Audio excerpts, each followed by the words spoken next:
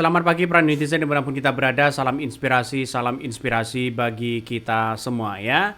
Zulkifli Hasan temui Jokowi di Solo. Wah, ini ngeri sedap begitu kan ya. Setelah ada desakan dari publik untuk memeriksa para menteri-menteri Jokowi mulai tahun 2023 sampai 2015 begitu kan ya. Dari 2015 sampai 2023 ya, nampaknya Zulhas ini mulai ketakutan begitu. Ada apa di situ? Ini kemarin menjadi trending begitu kan, bahwa apa yang kemudian dari desakan dari publik begitu kan ya, untuk untuk mendesak para menteri-menteri itu, tiba-tiba Zulkifli Hasan temui Jokowi di Solo. Ada apa ini? Ya, ada apa di balik ini semua? Ya, jangan-jangan sudah mulai takut sana sini. Jadi artinya apa? Artinya saya kira ya, apa yang kemudian dilakukan oleh oleh menteri-menteri yang lain apakah sama begitu kan ya. Makanya dari komisi kejaksaan begitu kan, dari komisi kejaksaan perintahkan ya Mendek dari jabat 2015 sampai 2023 itu diperiksa. Nah, pada akhirnya sekarang si Zulhas ini begitu kan ya. Si Zulhas ini temui Jokowi. Ada apa? Jangan-jangan sudah takut masalah soal kebijakan-kebijakan itu. Atau lagi cari aman atau bagaimana begitu kan. Ini masih muncul spekulasi yang kuat ya. Coba kita baca dari komentar-komentar dari netizen ya, banyak sekali pro dan kontra. Ini Zulkifli Hasan temui Jokowi di Solo. Wah, ngeri-ngeri sedap ya. Menteri ditinggal Presiden Prabowo, KLN malah konsultasi ke mantan ya. Call me for emergency thing ya. Pada kata Presiden sesaat sebelum take off ya. Pada nggak ngerti kali ya.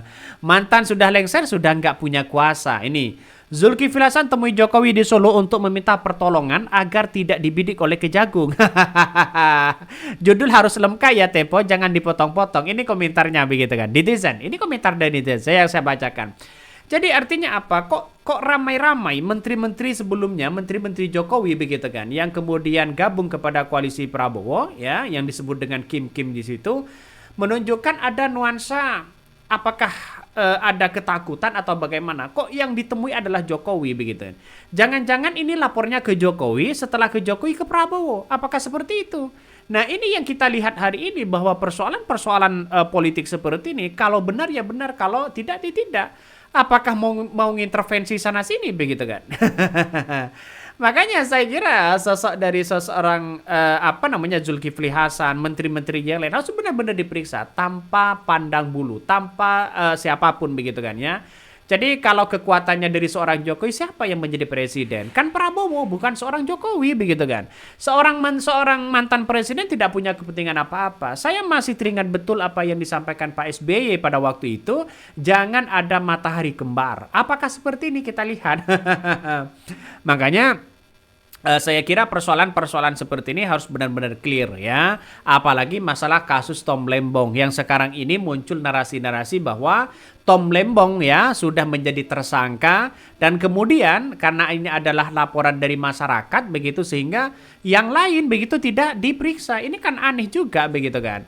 Dan bahkan ya dari rincian-rincian dari kerugian negara di situ yang masih belum jelas ya kepada Tom Lembong. Makanya banyak muncul narasi-narasi itu begitu kan. Ini banyak sekali muncul ini komentar-komentar netizen. Apakah pertemuan itu sudah seizin Presiden Prabowo Subianto?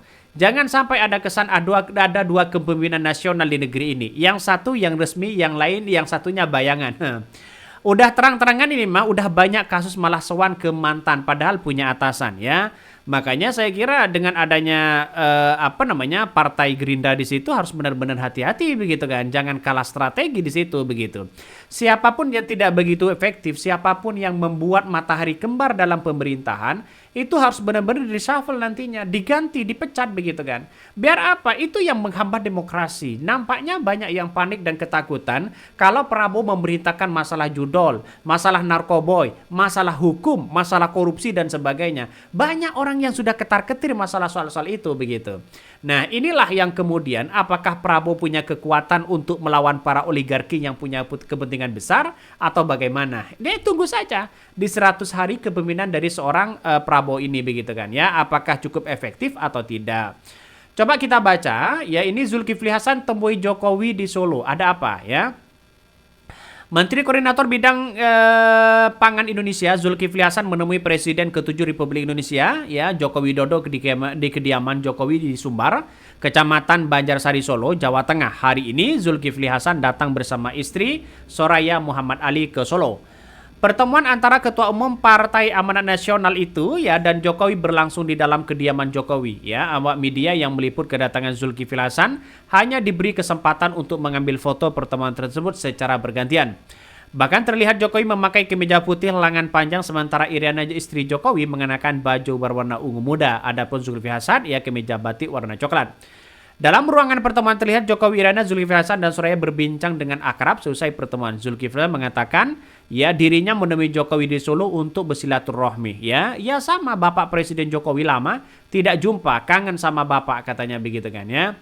Zulkifli menyebutkan rencana tasyakuran pernikahan ya putri itu digelar pada 18 Desember 2024. Namun ia sengaja mengundang jauh hari sebelum pelaksanaan mengingat Jokowi cukuplah padat. Wow, terkait dengan undangan itu ya. Bahkan ya kunjungan Zulkifli Hasan ini menjadi tanda tanya mengingat posisinya sebagai Ketua Umum PAN yang merupakan partai politik pengusung pasangan calon gubernur dan wakil gubernur Ahmad Lutfi Tajasin ya momen di Pilkada Jawa Tengah. Pasangan calon nomor urut 2 ini ya diusung oleh 9 partai. Ya kita lihat saja di endorse juga begitu kan. Makanya ramai-ramai banyak yang ingin bertemu dengan sosok seorang Jokowi begitu kan. Tidak hanya Zulkifli Hasan, yang lain juga bertemu dengan sosok seorang Jokowi. Nah, pada kenyataannya saya menganggap bahwa di kasus Tom Lembong ini harus benar-benar diperiksa siapapun orangnya.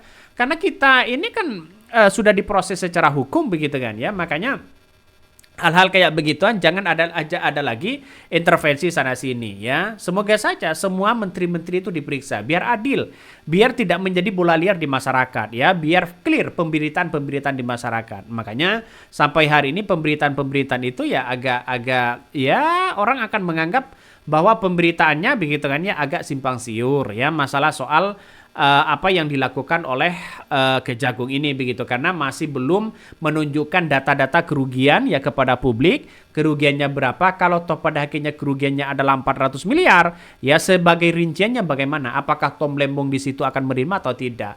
Dalam hal ini Zulkifli Hasan ya mungkin acara undangan anaknya ya mau menikah dan sebagainya. Tapi kan satu sisi apakah sudah izin kepada Prabowo kan sebagai menterinya? Jadi agak aneh juga begitu kan. Kenapa seorang Prabowo ketika mereka berada di luar negeri begitu kan ya 16 hari kalau nggak salah. Menteri-menterinya banyak yang kemudian agak aneh begitu. Dalam artian bahwa banyak yang ketemu dengan seorang Jokowi, bertemu dengan seorang Jokowi, terus kemudian wakil presiden seperti Gibran membuat lapor Mas Wapres dan sebagainya. Untuk apa begitu kan ya? Seolah-olah yang bekerja semuanya adalah presiden. Makanya dengan adanya seperti ini orang-orang menganggap bahwa presiden yang pusing ya, Prabowo yang pusing, Prabowo yang mencari investor sana sini, Gibran yang malah asik-asikan ya. Saya masih setuju apa yang disampaikan Pak SBY, jangan ada matahari kembar di dalam pemerintahan. Mungkin itu yang kami sampaikan ya, tonton terus channel Hodari Podcast Rakyat ini, jangan lupa di-subscribe.